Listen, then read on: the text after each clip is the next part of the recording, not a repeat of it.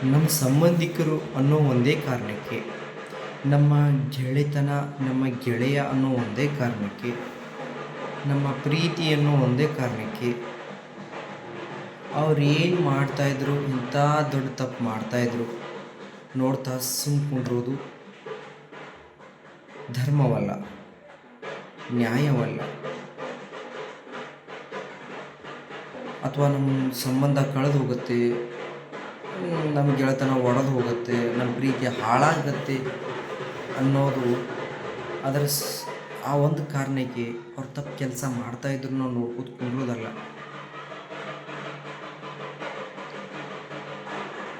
ತಪ್ಪು ದಾರಿ ತುಳಿತಾ ಇದ್ದಾರಾ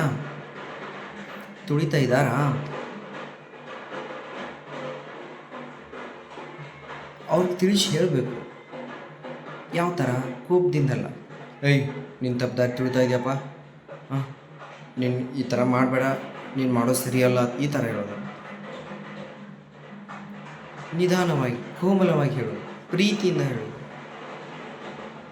ನೋಡಪ್ಪ, ನೋಡಣ್ಣ, ನೋಡ್ತಮ್ಮ, ನೋಡು ಗೆಳೆಯ, ನೋಡಮ್ಮ, ನೀನು ಮಾಡ್ತಿರೋದು ತಪ್ಪು, ಇದರಿಂದ ನಿನ್ನ ಮಾನ ಹೋಗುತ್ತೆ, ನಿಮ್ಮ ತಂದೆ ತಾಯಿದ ಮಾನ ಹೋಗುತ್ತೆ, ಈ ದಾರಿ ಸರಿಯಲ್ಲ, ಇದರಿಂದ ನಿನ್ನ ಜೀವನನೇ ನಾಶ ಆಗುತ್ತೆ, ಇದು ಸರಿಯಲ್ಲ, ಅರ್ಥ ಮಾಡ್ಕೊ, ಬೀಳು, ಬಿಟ್ಟು ಬಾ ಹೊರಗಡೆ, ಚೆಂದಂಗಿದೆ ಜೀವನ, ಅದನ್ನು ಚೆಂದಂಗೆ ಅನುಭವಿಸು, ಎಷ್ಟು ಸುಂದರವಾಗಿದೆ, ಎಷ್ಟು ವಿಶಾಲವಾಗಿದೆ, ಅದನ್ನು ಪ್ರೀತಿಯಿಂದ ಅನುಭವಿಸು ಅಂತ ಬುದ್ಧಿ ಹೇಳೋದು ನಮ್ಮ ಧರ್ಮ.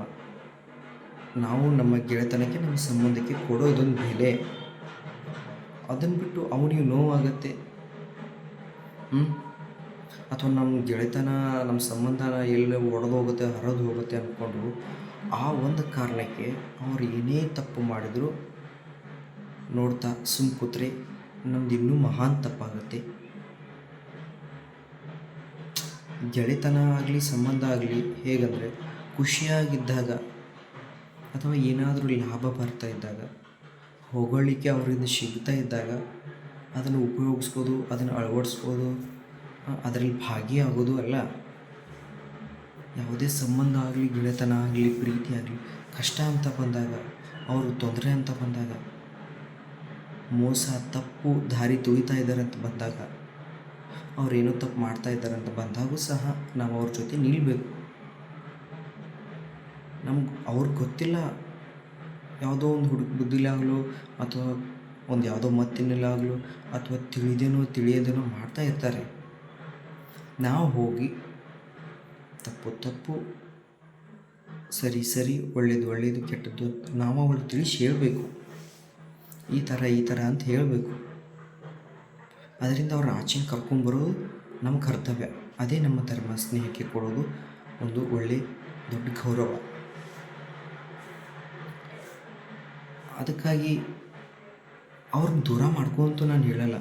ಅವರು ಒಂದು ವೇಳೆ ನಿಮ್ಮ ಮಾತು ಕೇಳದೆ ಹೋದರೆ, ನಿಮಗೆ ಬೆಲೆ ಕೊಡದೆ ಹೋದರೆ, ಒಂದಲ್ಲ, ಎರಡಲ್ಲ, 10 ಬಾರಿ ಆದರೂ ನೀವು ತಿಳಿಸಿ. ಯಾಕೆ? ಸಂಬಂಧ ಕೂಡಿರುತ್ತೆ, ಗೆಳೆತನ ಹುಟ್ಟಿರುತ್ತೆ, ಏನೋ ಆಗಿರುತ್ತೆ. ನಾವು ಅಷ್ಟೇ ಅರ್ಥ ಮಾಡ್ಕೋಬೇಕು. ಇಂದು ಅವರಿಗೆ ತಪ್ಪು ಮಾಡ್ತಾಯಿದ್ದಾರೆ ಅಥವಾ ಇನ್ಯಾರಿಗೂ ಮೋಸ ಮಾಡ್ತಾಯಿದ್ದಾರೆ. ತಂದೆ ತಾಯಿ ಬಗ್ಗೆ ಹೇಳಿದ್ರು, ತನ್ನ ಮಾನ ಅಭಿಮಾನದ ಬಗ್ಗೆ ಹೇಳಿದ್ರು ಅವರು ನಿಮ್ಮ ಮಾತು ಕೇಳ್ತಾ ಇಲ್ಲ ಅಂದಮೇಲೆ ನೀವು ಯಾರು ಲೆಕ್ಕ ಅವರಿಗೆ? ನಾಳೆ ನಿಮ್ಮ ಬಗ್ಗೆನೂ ವಿಚಾರ ಮಾಡೋದಲ್ಲ, ನಿಮ್ಮ ಮನೆಯವ್ರ ಮೇಲಾಗಲಿ, ನಿನ್ನ ಮೇಲೇ ಆಗಲಿ ತಪ್ಪು ಮಾಡೋಕ್ಕೆ ಅವ್ರ ಹಿಂದೆ ಸರಿಯಲ್ಲ. ಅಂಥ ಸಂಬಂಧ, ಗೆಳೆತನ ನಮಗೆ ಯಾಕೆ ಬೇಕು? ಹೇಳೋದು ಕೇಳ್ತಾರೆ, ಕೇಳದೇ ಇದ್ದರೆ ಬಂದುಬಿಡೋದಷ್ಟೇ. ನಮ್ಮ ಪಾಡಿಗೆ ನಾವು ಆಯಿತು, ನಮ್ಮ ಕೆಲಸ ಆಯಿತು, ನಮ್ಮದು ಒಂದು ಜೀವನ ಇದೆ, ನಮ್ಮ ನಂಬ್ಕೊಂಡ್ರೆ ಹಿಂದೆ ಜೀವಗಳಿರ್ತವೆ. ಖುಷಿಯಿಂದ ಕೈಲಾದ ಕೆಲಸ ಮಾಡ್ತಾ, ಎಲ್ಲರಿಗೂ ಒಳ್ಳೆಯದನ್ನೇ ಬಯಸ್ತಾ, ಪ್ರೀತಿಯನ್ನು ನೋಡ್ತಾ, ಮತ್ತೊಬ್ಬರು ಕಷ್ಟಕ್ಕೆ ಆದಷ್ಟು ಒಳ್ಳೆಯದನ್ನೇ ಹೇಳ್ತಾ, ಆದಷ್ಟು ಸಹಾಯ ಮಾಡ್ತಾ ಇರೋದೇ ನಿಜವಾದ ಜೀವನ. ಯಾರೂ ನಮ್ಮ ಜೊತೆ ಬರಲ್ಲ, ನಮ್ಗೆ ಯಾರು ಫ್ರೆಂಡ್ಶಿಪ್ ಇಲ್ವಾ? ಅಡ್ಡಿ ಇಲ್ಲ, ಒಬ್ಬರೇ ಇರಿ. ನಿಮ್ಮ ತಂದೆ ತಾಯಿ ಹತ್ರ ಹೋಗಿ ಮಾತಾಡಿ, ಅವರ ಅನುಭವವನ್ನು ಕೇಳ್ಕೊಳ್ಳಿ. ಅದು ನಮ್ಮ ಜೀವನಕ್ಕೂ ಉಪಯೋಗವಾಗುತ್ತೆ ಮುಂದೆ. ಅದಕ್ಕೆ ಸಮಾಜದಲ್ಲಿ ನೀನು ಎಷ್ಟೇ ಒಳ್ಳೆ ಕೆಲಸ ಮಾಡಿದ್ರು ಯಾರೂ ಅದ್ರ ಬಗ್ಗೆ ಹೇಳೋದು ಬೇಕಾಗಿಲ್ಲ. ಯಾರೂ ಅದನ್ನು ಗುರುತಿಸೋದಿಲ್ಲ. ಆದರೆ ನೀನು ಒಂದು ಸಣ್ಣ ತಪ್ಪು ಮಾಡಿ ನೋಡು, ಅದನ್ನು ಹೋಗಿ ಗಿಡದ ಮೇಲೆ ಕುಣಿಸ್ತಾರೆ. ಅದೆಲ್ಲ ಬೇಡ. ಒಳ್ಳೆಯ ದಾರಿಯಲ್ಲಿ ನಡಬೇಕಾದ್ರೆ ಮೊದಲು ನಮ್ಮ ಸುತ್ತಮುತ್ತಲಿರೋ ವಾತಾವರಣ ಒಳ್ಳೆಯದಾಗಿರ್ಬೇಕು. ಅಂದಾಗಲೇ ನೀನು ಒಳ್ಳೆಯವನಾಗಿರ್ತೀಯ. ಅದಕ್ಕೆ ಒಳ್ಳೆಯ ದಾರಿಯಲ್ಲಿ ನಡಿ, ಒಳ್ಳೆಯ ಕೆಲಸ ಮಾಡು, ಒಳ್ಳೆಯ ಪ್ರಯತ್ನ ಮಾಡು, ಎಲ್ಲ ಒಳ್ಳೆಯದೇ ಆಗುತ್ತೆ. ಹರೇ ಕೃಷ್ಣ.